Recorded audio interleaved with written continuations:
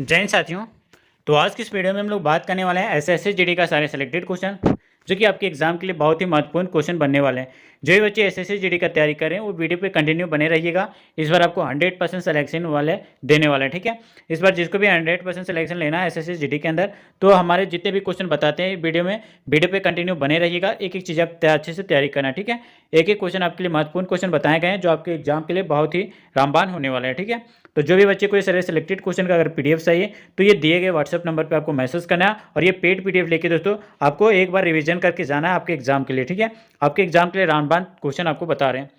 चलिए वीडियो को काफ़ी देर न करते वीडियो को शुरू करते हैं, लेकिन इससे पहले बता दें अगर आप वीडियो पे नए हो तो वीडियो को लाइक कर लेना।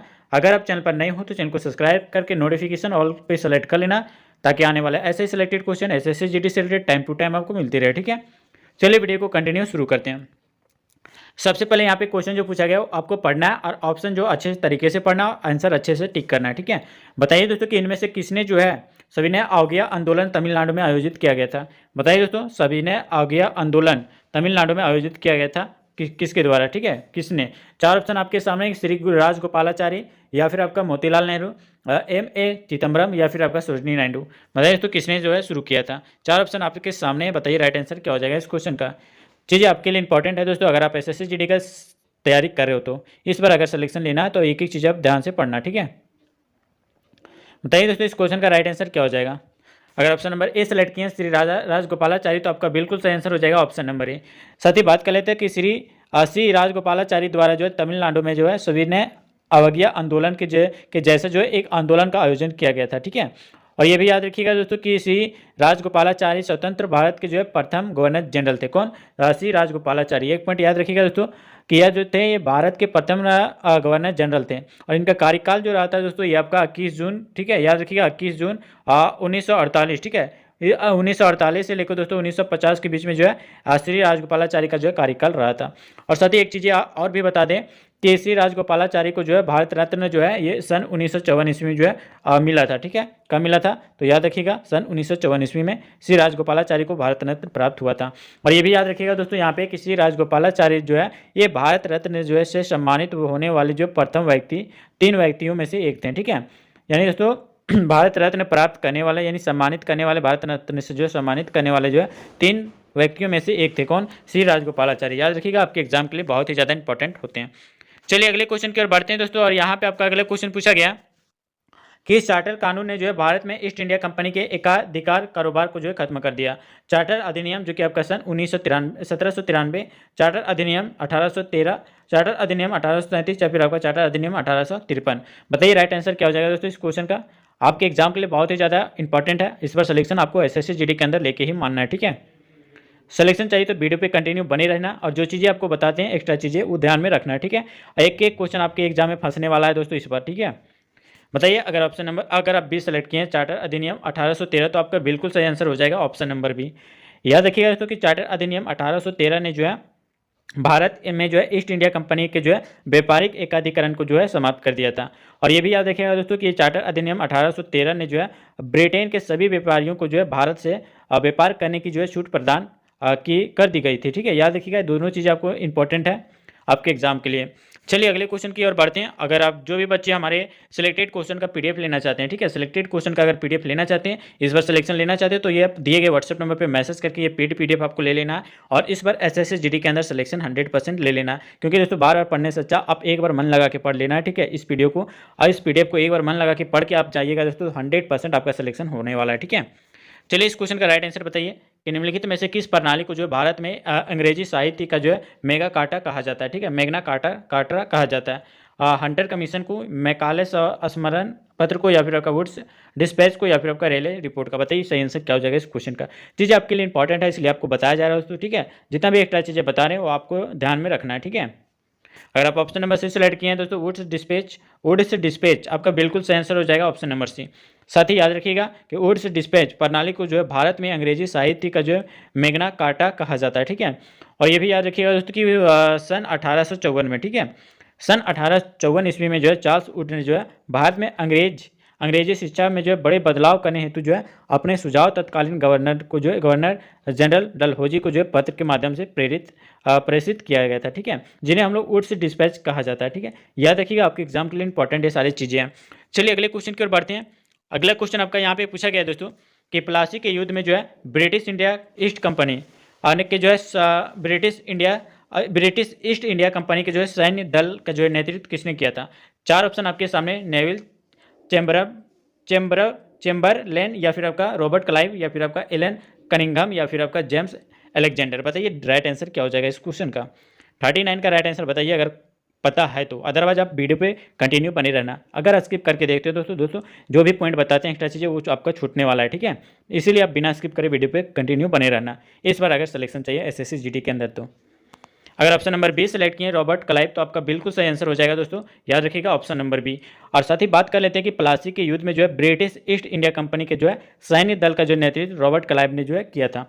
और साथ ही ये भी याद रखिएगा कि प्लासी का युद्ध 23 जून जो है 1757 को, ठीक है, कब दोस्तों प्लासी का युद्ध कब लड़ा गया था तो 23 जून 1757 को हुआ था, ठीक है। और ये भी याद रखिएगा दोस्तों यहाँ पे कि प्लासी के युद्ध के समय प्लासी नामक जो स्थान पर जो है पश्चिम बंगाल के नदिया जिले में जो है स्थित है। प्लासी जो है कहाँ पे है दोस्तों, पश्चिम बंगाल के जो है नदिया जिले में स्थित है, ठीक है, याद रखिएगा आपके एग्जाम के लिए इंपॉर्टेंट। और साथ ही ये चीज़ भी आपको याद रखना है कि प्लासी का युद्ध जो है वो तत्कालीन जो है ये बंगाल के नवाब सिराजुद्दौला और आपका अंग्रेज रॉबर्ट क्लाइव की जो है सेना के मध्य में जो है लड़ाई जो है युद्ध हुआ था, ठीक है। और साथ ही एक चीज़ रॉबर्ट क्लाइव के बारे में अगर बता दें, रॉबर्ट क्लाइव जो थे ये भारत में अंग्रेजी शासन का जो है संस्थापक था, कौन, रॉबर्ट क्लाइव। और ये भी याद रखना दोस्तों कि रॉबर्ट क्लाइव जो है ईस्ट इंडिया कंपनी द्वारा जो है भारत में नियुक्त बंगाल का जो है प्रथम गवर्नर था, ठीक है, कौन, रॉबर्ट क्लाइव। याद रखिएगा आपके एग्जाम के लिए इंपॉर्टेंट चीज़ें बन जाती हैं।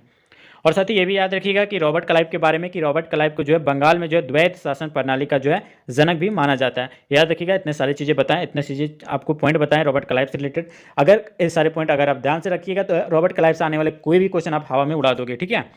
चलिए अगला क्वेश्चन दोस्तों यहाँ पे आपका पूछा गया, सहायक संधि की प्रणाली को स्वीकार करने वाला पहला भारतीय मूल का शासक कौन था। हैदराबाद के निजाम, या फिर आपका पंजाब के दिलीप सिंह, या फिर आपका बड़ौदा के गायकवाड़, या फिर आपका ग्वालियर के सिंधिया। बताइए राइट आंसर क्या हो जाएगा इस क्वेश्चन का। चीज़ें आपके लिए इंपॉर्टेंट है दोस्तों, इसलिए आपको डिटेल में बताया जा रहा है क्योंकि इस बार आपको एसएससी जीडी का जो है वैकेंसी ना छूटे, ठीक है, सिलेक्शन लेके ही मानना है दोस्तों इस बार। चलिए बताइए इस क्वेश्चन का राइट आंसर क्या हो जाएगा। 40 का राइट आंसर अगर ऑप्शन नंबर ए सेलेक्ट किए हैदराबाद के निजाम तो आपका बिल्कुल सही आंसर हो जाएगा ऑप्शन नंबर ए। साथ ही बात कर लेते हैं कि यहाँ पे कि सहायक संधि की जो है प्रणाली को जो है स्वीकार करने वाले जो है पहले भारतीय मूल के शासक हैदराबाद के निजाम थे। याद रखिएगा निजाम जो थे ये हैदराबाद के थे। और ये भी याद रखना दोस्तों कि भारत में सहायक संधि प्रणाली का जो है जनक वेलेस्ली को जो है माना जाता है, लेकिन इस प्रणाली की शुरुआत जो है ये भारत में जो है वर्ष 1798 कब दोस्तों, भारत में जो है 1798 को, याद रखिएगा, ठीक है। और ईस्वी में जो है मैसूर द्वारा दूसरा याद रखिएगा कि 1798 में जो है यह मैसूर दूसरा भारतीय राज्य था, ठीक है। और ये भी याद रखिएगा दोस्तों कि जिसने 1799 में, कब दोस्तों, याद रखिएगा कि 1799 ईस्वी में जो है सहायक संधि की जो है प्रणाली को जो है स्वीकार किया गया था। याद रखिएगा, इंपॉर्टेंट है आपके एग्जाम के लिए। चलिए अगले क्वेश्चन। और अगर बात करें दोस्तों, अगर आप वीडियो पे अभी तक लाइक नहीं किए हैं तो लाइक कर लेना, अगर आप चैनल पर नए हो तो चैनल को सब्सक्राइब करके नोटिफिकेशन ऑल पे सेलेक्ट कर लेना ताकि ऐसे जीडी से आने वाले सेलेक्टेड क्वेश्चन आपको टाइम टू टाइम मिलते रहे, ठीक है। और जो भी बच्चे लाइव क्लास करना चाहते हैं वो जाके हमारे एप्लीकेशन को डाउनलोड कर लेना, जिसका लिंक आपको वीडियो के डिस्क्रिप्शन में। लाइव क्लास वहाँ पे करने के बाद दोस्तों ये जितने भी क्वेश्चन बता रहे हैं इसका फुल पीडीएफ आपको वहाँ पे फ्री में दे दिया जाता है, ठीक है। तो ये फुल पीडीएफ लेना चाहते हैं तो आप लाइव क्लास जाके कीजिए एप्लीकेशन में, ठीक है। चलिए बताइए इस क्वेश्चन का राइट आंसर क्या हो जाएगा। मुर्शिद कुली खान ने जो खुद को जो है चंगाल का जो नवाब घोषित कर दिया और अपनी राजधानी ढाका से हटाकर कहाँ पे कर दिया, गिरिया कर दिया, मुरादाबाद कर दिया, बक्सर कर दिया, या फिर आपका मुर्शिदाबाद कर दिया। बताइए इसका आंसर क्या हो जाएगा। राइट आंसर बताइए तो 41 का बता दिए। अगर ऑप्शन नंबर डी सेलेक्ट किए हैं दोस्तों मुर्शिदाबाद तो आपका बिल्कुल सही आंसर हो जाएगा ऑप्शन नंबर डी। साथ ही बता दें कि मुर्शिदा कुली खान ने जो है खुद को बंगाल का जो है नवाब घोषित कर दिया और अपनी राजधानी ढाका से हटाकर मुर्शिदाबाद जो है कर दी थी, ठीक है। और साथ ही याद रखिएगा कि कुली खान को जो है मुगल सम्राट द्वारा जो है नियुक्त बंगाल का जो है अंतिम सूबेदार था, ठीक है। कहाँ का, बंगाल का जो है अंतिम सूबेदार था, कौन, मुर्शिद कुली खान, ठीक है, याद रखिएगा। और चीज़ें याद रखिएगा दोस्तों कि मुर्शिद कुली खान की जो है नियुक्ति जो है ये बंगाल के सूबेदार पद पर जो है वर्ष 1717 में, ठीक है, कब दोस्तों, वर्ष 1717 ईस्वी में जो है मुगल सम्राट फारूक सियर द्वारा जो है की गई थी। साथ ही ये भी याद रखिएगा कि कुली खान ने जो है मुर्शिदाबाद स्थित जो है कटरा मस्जिद का जो है निर्माण भी किया था। कौन? मुर्शिद कुली खान। कौन चीज का दोस्तों? तो याद रखिएगा मुर्शिदाबाद स्थित जो है कटरा मस्जिद है उसके निर्माण कौन किया था? मुर्शिद कुली खान ने। और दोस्तों याद रखिएगा कि इसी मस्जिद में जो है 30 जून और 1727 को, ठीक है, इसी मस्जिद में 1727 को जो है इसकी जो है मृत्यु हो गई थी मुर्शिद कुली खान को, ठीक है। याद रखिएगा जो मस्जिद को इन्होंने बनाया कटरा मस्जिद को, उसी मस्जिद में इसका जो है मृत्यु हो गई थी। किसका? मुर्शिद कुली खान का। याद रखिएगा, आपके एग्जाम के लिए इंपॉर्टेंट है। चलिए अगले क्वेश्चन की ओर बढ़ते हैं। अगला क्वेश्चन है दोस्तों कि श्रीरंगपट्टनम में हुए चौथे एंग्लो मैसूर युद्ध में जो है किसकी हत्या हुई थी? हैदर अली की, या फिर आपका तिमर राजा वेडेयार प्रथम का, या फिर आपका तिरुमाला देवराय का, या फिर आपका टीपू सुल्तान का? बताइए राइट आंसर क्या हो जाएगा इस क्वेश्चन का। चीज़ आपके लिए इंपॉर्टेंट है, ठीक है। इस बार सिलेक्शन लेना है तो वीडियो पे कंटिन्यू बने रहना। जो भी चीज़ें नहीं समझ में आ रही दोस्तों आप कमेंट में बताना, और जो भी चीज़ें आपका समझ में नहीं आ रहा तो फुल डिस्कशन हमारे टेलीग्राम व्हाट्सएप ग्रुप पे करवाया जाता है, तो जाकर आप टेलीग्राम व्हाट्सएप ग्रुप को ज्वाइन कर लेना, जिसका लिंक आपको वीडियो के डिस्क्रिप्शन में दिया गया है, ठीक है। तो चलिए बताइए इस क्वेश्चन का राइट आंसर क्या हो जाएगा। अगर ऑप्शन नंबर डी सेलेक्ट किए टीपू सुल्तान, ठीक है, तो आपका बिल्कुल सही आंसर हो जाएगा ऑप्शन नंबर डी। साथ ही याद रखिएगा कि श्रीरंगपट्टनम में हुए चौथे एंग्लो मैसूर युद्ध में जो है टीपू सुल्तान, ठीक है, किसको? टीपू सुल्तान की जो है हत्या हुई थी, याद रखिएगा। और ये भी याद रखना दोस्तों यहाँ पे कि टीपू सुल्तान की मृत्यु जो हुई थी ये 4 मई 1799 को, ठीक है। कल दोस्तों 4 मई 1799 को जो है टीपू सुल्तान की जो है मृत्यु हो गई थी। और याद रखिएगा कि टीपू सुल्तान के बारे में कि टीपू सुल्तान को जो है टाइगर ऑफ मैसूर के नाम से भी जाना जाता है, ठीक है। और ये भी याद रखना दोस्तों कि टीपू सुल्तान के पिता का नाम जो है वो हैदर अली था। ये हैदर अली ये आपका टीपू सुल्तान के पिता का नाम था, ठीक है। याद रखिएगा, आपके एग्जाम के लिए इंपॉर्टेंट है। चलिए अगले क्वेश्चन की ओर बढ़ते हैं दोस्तों। और यहाँ पे आपका अगले क्वेश्चन यहाँ पे पूछा गया कि सन 1853 में जो है कहाँ से कहाँ तक जो है यातायात के लिए पहला रेल मार्ग खोला गया था? पुणे से ठाणे, या फिर आपका नागपुर से पुणे, या फिर आपका बॉम्बे से ठाणे, या फिर आपका बॉम्बे से पुणे? बताइए सही आंसर क्या हो जाएगा इस क्वेश्चन का। चीज़ें आपके लिए इंपॉर्टेंट है, बताइए दोस्तों राइट आंसर क्या हो जाएगा। अगर ऑप्शन नंबर सी सेलेक्ट किए हैं बॉम्बे से ठाणे, तो आपका बिल्कुल सही आंसर हो जाएगा ऑप्शन नंबर सी। साथ ही बात कर लेते हैं इस क्वेश्चन के बारे में, तो सन 1853 में, ठीक है, कब दोस्तों? सन 1853 ईस्वी में जो है बॉम्बे से ठाणे तक जो है यातायात के लिए जो है पहला रेल मार्ग जो है खोला गया था। और ये भी याद रखना दोस्तों कि यह रेल मार्ग जो है ये 34 किलोमीटर, दोस्तों याद रखिएगा कब? 34 किलोमीटर, यह रेल जो है 34 किलोमीटर जो है लंबा था। और याद रखिएगा भारत में रेल प्रणाली की शुरुआत जो है ये 16 अप्रैल 1853 में, ठीक है, 16 अप्रैल 1853 में जो है शुरू हुई थी। साथ ही ये भी याद रखिएगा कि भारत में रेलवे का जनक जो है ये लॉर्ड डलहौजी को कहा जाता है। भारतीय रेल का जनक जो है ये किसको कहा जाता है? तो लॉर्ड डलहौजी को कहा जाता है। और साथ ही ये भी याद रखिएगा दोस्तों कि भारतीय रेल एशिया की जो है दूसरी और विश्व की जो है चौथी सबसे बड़ी रेल प्रणाली है, ठीक है, भारतीय रेल। और ये भी याद रखना कि भारतीय रेलवे बोर्ड की स्थापना जो है ये सन 1905 में, कब दोस्तों? जो बंगाल विभाजन हुआ था तब का है, ठीक है। सन 1905 में जो है भारतीय रेलवे बोर्ड की स्थापना हुई थी। और दोस्तों भारतीय रेलवे का जो है राष्ट्रीयकरण जो हुआ था ये सन 1950 में हुआ था, ठीक है। इसका राष्ट्रीयकरण कब हुआ था? भारतीय रेल बोर्ड की तो 1950 का राष्ट्रीयकरण हुआ था, और सन 1905 में जो है इसका स्थापना हुआ था भारतीय रेलवे बोर्ड की, ठीक है। याद रखिएगा, इतने सारे डिटेल आपको बताएं। तो चलिए अगले क्वेश्चन की ओर बढ़ते हैं। अगर वीडियो पे अभी तक नए हो तो वीडियो को लाइक कर लेना, अगर चैनल पर नए हो तो चैनल को सब्सक्राइब करके नोटिफिकेशन ऑल पे सेलेक्ट कर लेना, ताकि आने वाला ऐसे सिलेक्टेड क्वेश्चन आपको टाइम टू टाइम मिलती रहे। चलिए बताइए इस क्वेश्चन का राइट आंसर क्या हो जाएगा। पूछा गया कि वर्ष 1793 में जो है बंगाल, बिहार और आपका उड़ीसा में किसकी शुरुआत हुई थी? बताइए। रैयतवाड़ी प्रथा का, इजारेदारी प्रथा, या फिर आपका महालवाड़ी बंदोबस्त, या फिर आपका स्थायी बंदोबस्त? बताइए राइट आंसर क्या हो जाएगा इस क्वेश्चन का।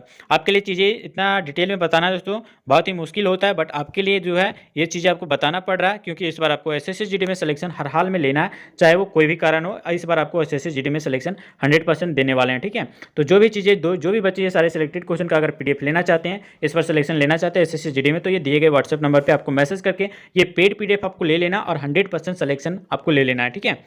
चलिए बताइए इस क्वेश्चन का राइट आंसर क्या हो जाएगा। 44 का राइट आंसर। अगर दोस्तों ऑप्शन नंबर डी सेलेक्ट किए हैं स्थायी बंदोबस्त, तो आपका बिल्कुल सही आंसर हो जाएगा ऑप्शन नंबर डी। साथ ही याद रखना यहाँ पे कि वर्ष 1753 में, ठीक है, वर्ष 1793 याद रखना, ठीक है, इंपॉर्टेंट डेट है। वर्ष 1793 में जो है बंगाल, बिहार और उड़ीसा में जो है अस्थायी बंदोबस्त की जो है शुरुआत हुई। और ये भी याद रखना दोस्तों कि भारत में अस्थायी बंदोबस्त का जनक जो है ये लॉर्ड कॉर्नवालिस को जो है कहा जाता है, ठीक है। और साथ ही दोस्तों ये भी याद रखना कि इस व्यवस्था का जो है अन्य नाम जो है ये इस्तमरारी व्यवस्था भी जो है कहा जाता है। और इस व्यवस्था को जो है बिहार, बंगाल, उड़ीसा जो है पूर्वी उत्तर प्रदेश और आपका दक्षिण भारत के कुछ स्थानों पर जो है लागू किया गया था। ठीक है, चीज़ें आपके लिए इंपॉर्टेंट है दोस्तों, इतने बार बार आपको बता रहे हैं। अगर आप वीडियो पर नए हो तो वीडियो को लाइक कर लेना, अगर आप चैनल पर नए हो तो चैनल को सब्सक्राइब करके नोटिफिकेशन ऑल पे सेलेक्ट कर लेना, ताकि आने वाला ऐसे ही सिलेक्टेड क्वेश्चन आपको टाइम टू टाइम मिलती रहे। ठीक है, तो जो भी क्वेश्चन में डाउट है आप कमेंट में बता सकते हैं कि ये सारे क्वेश्चन में डाउट है, आप कमेंट में बताना। ठीक है, चलिए अगले क्वेश्चन की ओर बढ़ते हैं दोस्तों, और इस वीडियो का लास्ट क्वेश्चन होगा जो कि आपके एग्जाम के लिए ओरिएंटेड है। चलिए बताना है दोस्तों कि स्वतंत्रता प्राप्ति के से जो है पूर्व भारत का प्रथम जूट मिल कहाँ स्थापित किया गया था? गुजरात में, बंगाल में, उड़ीसा में या फिर आपका महाराष्ट्र में? चार ऑप्शन आपके सामने है दोस्तों, बताइए राइट आंसर क्या हो जाएगा इस क्वेश्चन का। चीज़ें आपके लिए इंपॉर्टेंट है दोस्तों, इसलिए आपको बताया जा रहा है। 100% सिलेक्शन लेना है तो वीडियो पे कंटिन्यू अच्छे से बने रहना। इस क्वेश्चन का राइट आंसर के लिए अगर बात किया जाए तो ऑप्शन नंबर बी आपका बिल्कुल सही आंसर हो जाएगा दोस्तों, बंगाल। ऑप्शन नंबर बी आपका बिल्कुल सही आंसर हो जाएगा। ठीक है, साथ ही बात कर लेते हैं कि यहाँ पे बात कर लेते हैं कि स्वतंत्रता प्राप्ति से पहले भारत का सर्वप्रथम जूट मिल जो है ये बंगाल में स्थापित किया गया था। और ये भी याद रखिएगा दोस्तों कि इसकी स्थापना जो है ये सन 1855 में, ठीक है, सन 1855 ईस्वी में जो है हुई थी स्थापना इसकी। ठीक है, और ये भी याद रखना दोस्तों कि भारत में सर्वाधिक जूट उत्पादक का जो है राज्य जो है ये पश्चिम बंगाल है। भारत में सबसे ज़्यादा जूट उत्पादक जो होता है वो पश्चिम बंगाल राज्य में होता है। याद रखिएगा, इतने सारी चीज़ें आपको बता रहे हैं वो आपके एग्जाम के लिए इंपॉर्टेंट है। ठीक है, तो चलिए दोस्तों बताइए कि आप वीडियो कैसा लगा। ठीक है, अगर वीडियो अच्छा लगा तो आप वीडियो को लाइक कर लेना, अगर आप चैनल पर नए हो तो चैनल को सब्सक्राइब करके नोटिफिकेशन ऑल पे सेलेक्ट कर लेना, ताकि आने वाला ऐसे ही सिलेक्टेड क्वेश्चन एसएससी जीडी से रिलेटेड एक भी क्वेश्चन ना छूट पाए। ठीक है, तो चलिए वीडियो को काफ़ी देर न करते हुए दोस्तों मिलते हैं फिर कि नहीं नेक्स्ट वीडियो में, तब तक के लिए जय हिंद, वंदे मातरम।